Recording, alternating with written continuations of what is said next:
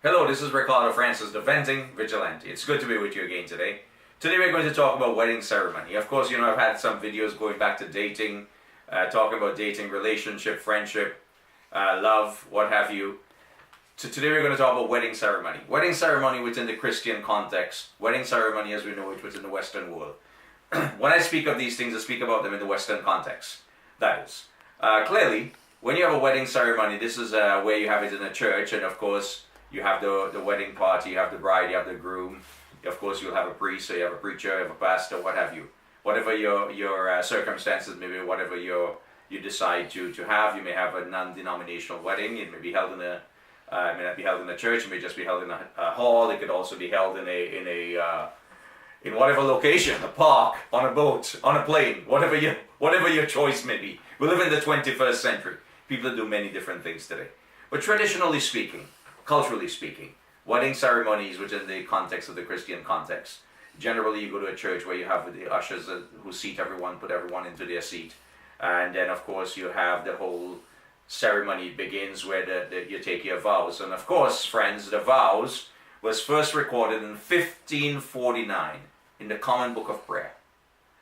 Of course, many people, of course, may have different vows based upon their religious beliefs, whether it be Catholic, Anglican, Baptist. You may also have non-denomination vows. Of course, you're supposed to be for better times, bad times, good times, for richer or poorer.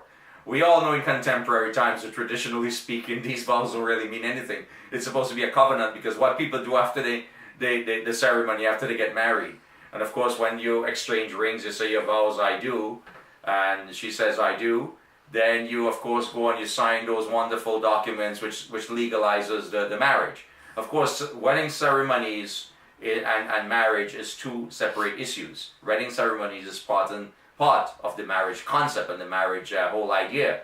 Now, I am going to be talking to you about marriage at a later date.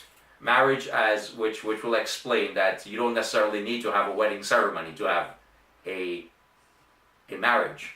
Wedding is this whole traditional concept of wedding is also an economic cost.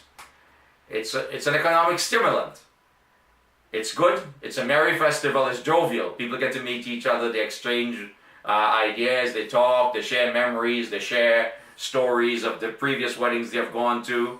People go there and they may a single man may meet his wife there, or a single woman may meet her husband at these places. So, friends, wedding ceremonies as we know it today have taken on a new light, a new component based upon the contemporary times we live in.